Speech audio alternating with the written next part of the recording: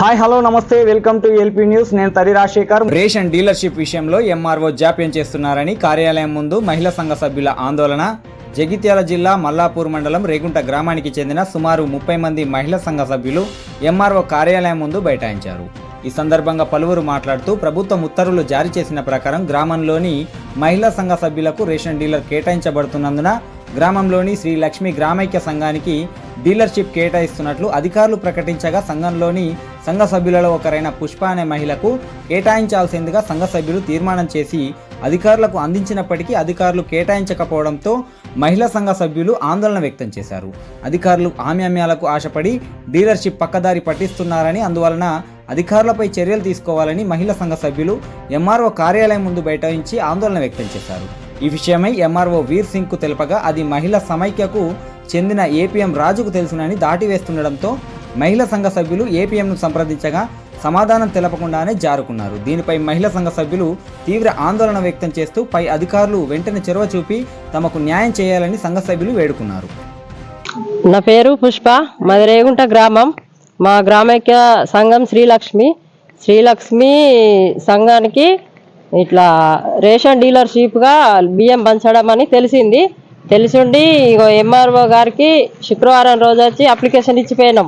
అప్పటి నుంచి ఇప్పటిదాకా తిరుగుతూనే ఉన్నాం. రోజు మాకు ఎక్కడ ఏ ఆన్సర్ దొరకడం లేదు. ఎన్నిసార్లు వచ్చారు ఇప్పుడు ఎంఆర్ఓ? 3 సార్లు వచ్చినాం. దీంతో మూడోసారి ఏపీఎం సార్ దగ్గరికి పోర్రి అని అన్నాడు. అక్కడికి వెళ్ళినాం. ఈయన ఎంఆర్ఓ అన్నారు ఏపీఎం గారి దగ్గరికి వెళ్ళండి అంటే అక్కడికి వెళ్ళినాం. అక్కడికి వెళ్తే నా దగ్గర ఏం లేదమ్మా, ఎంఆర్ఓ గారి దగ్గరికే వెళ్ళండి అని ఈసారి చెప్పిండు. అసలు ఎందుకోసం తిరుగుతున్నారు మీరు వీళ్ళ దగ్గర? రేషన్ షాప్ కోసం. అంటే ఏం జరిగింది అక్కడ? రేషన్ షాప్ మీకు కేటాయించారు కదా, మాకు ఇస్తలేరు సార్. ఇంకా ఇప్పుడు ఎవరు పంచుతలేరు, ప్రస్తుతానికి అట్లనే ఉంది. అంటే ఎవరికైనా కేటాయించారా? లేదు సార్, తెలిసింది అట్లా వేరే వాళ్ళు వంచుతారు అన్నట్టుగా తెలిసి ఉండి మేము ఆఫ్ చేసినాం. ఇప్పటికైతే ఎవరికైతే ఎవరు కేటాయించలేరు. మీ సంఘపోళ్ళకు కావాలని చెప్పేసి ఇక్కడికి వస్తారు.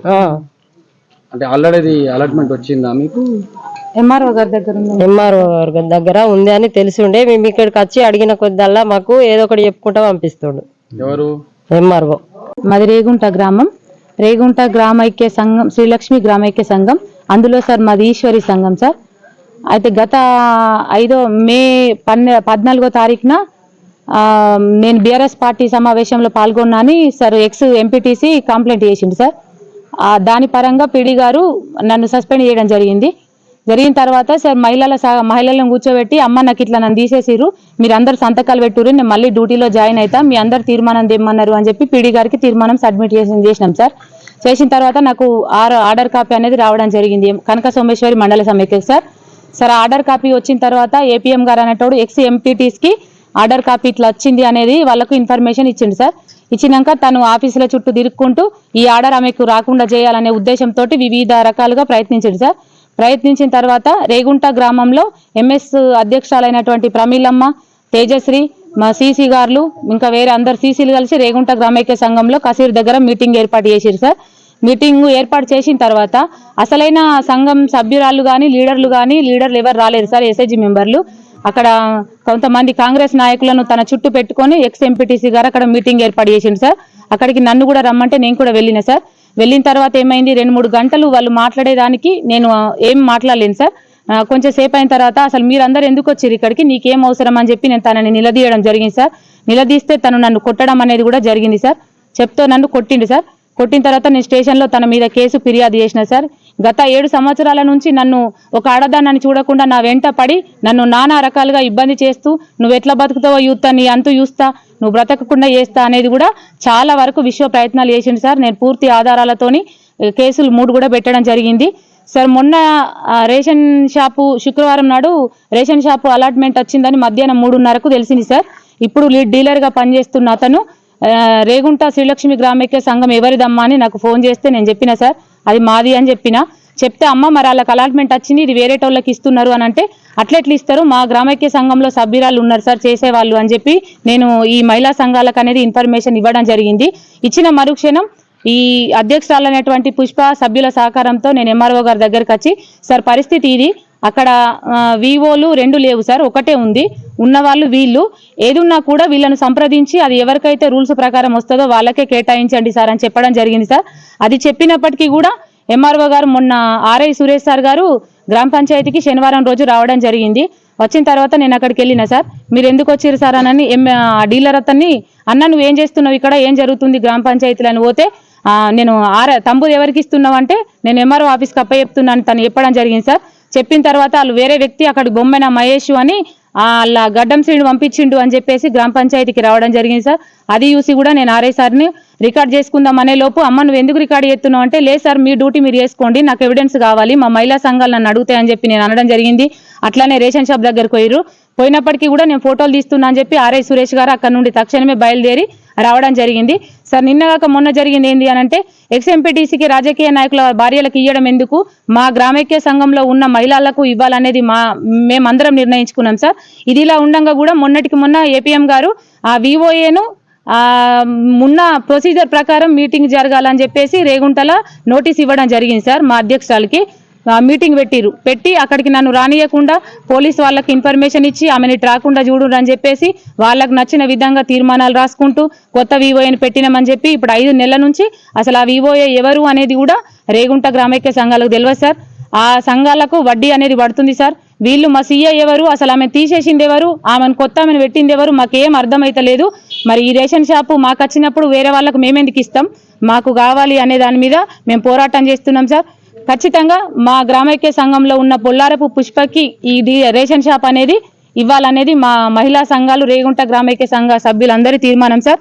ఇదే కాకుండా వాళ్ళు ఒక 3 సభ్యులు వీళ్ళకి చెప్పకుండా గ్రామైక్య సంఘంలో ఉన్న సభ్యురాలను సంప్రదించకుండా వేరే గ్రామైక్య సంఘం ఖాతా తీసి అందులో ఏపీఎం సహకారంతో గ్రామైక్య సంఘం బ్యాంకుకి వెళ్ళి ఆ ఫోర్జరీ సంతకాలు చేసి అక్కడ రేషన్ షాప్ కు దరఖాస్తు ఇచ్చిరు, ఇక్కడ వివో ఖాతాకు తీసిరు. ఇప్పుడు మేమే చేసుకుంటాం, వీళ్ళకి ఇచ్చే ప్రసక్తి లేదని నానా విశ్వ ప్రయత్నాలు చేస్తున్నారు సార్.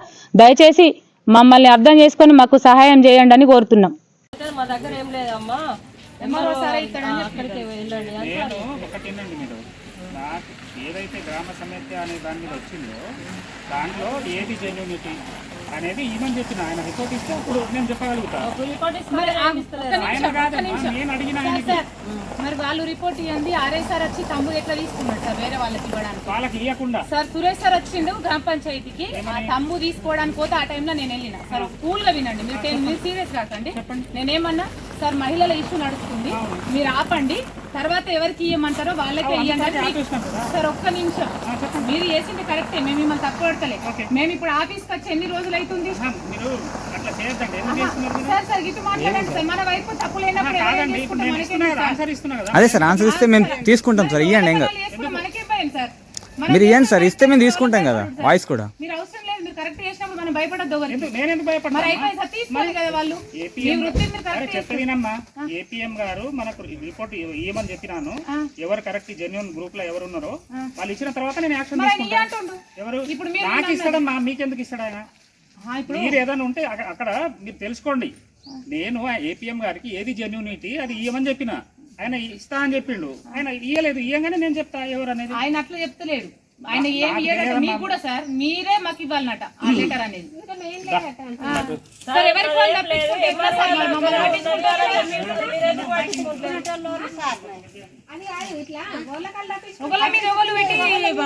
ఇప్పటికి మేము 4 రోజులు అవుతుంది, మాకేమో సమాధానం చెప్పారు. అక్కడ వైపునేమో నడిపిస్తున్నారు. మరి ఎవరిని నమ్మాలి సార్ మేము ఆఫీసర్లను?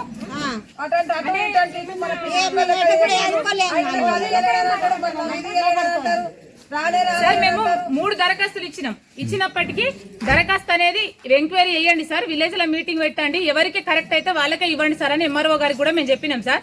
విలేజ్ కి రాలేదు, వాళ్ళు ఎంక్వైరీ చేయలేరు, అయినప్పటికీ వేరే వాళ్ళకు ఇస్తున్నారు అనే విషయం మాకు తెలిసింది సార్. మేము అదే చెప్తున్నాం, ఏది ఉన్నా విలేజ్ లో మీటింగ్ పెట్టి ఎవరిది కరెక్ట్ వివో అయితే వాళ్ళకి ఇవ్వండి సార్ అని మేము చెప్తున్నాం సార్. అట్లా కాదని ప్రజా ప్రతినిధులకు భయపడి వాళ్లకు సపోర్ట్ చేస్తున్నారు ఆఫీసర్లు. అటు ఏపీఎం గారు ఇటు ఎంఆర్ఓ గారు కూడా మమ్మల్ని మభ్య పెడుతున్నారు. దయచేసి మాకు శ్రీలక్ష్మి గ్రామైక్యానికి సంఘం వచ్చిన రేషన్ షాప్ అనేది మాకు ఖచ్చితంగా ఇవ్వాలి సార్. ఇది రిక్వెస్ట్ చేస్తున్నాం మేము అధికారులను. మమ్మల్ని ఇటు మభ్య పెట్టుకుంటూ అదర్వైజ్ ఎవరు ఫోన్లకు రెస్పాండ్ అయ్యి వాళ్లకు దొంగతనంగా ఇచ్చేయడం అనేది, మంతనాలు జరపడం అనేది కరెక్ట్ కాదు సార్. తీసుకున్నాడు సార్.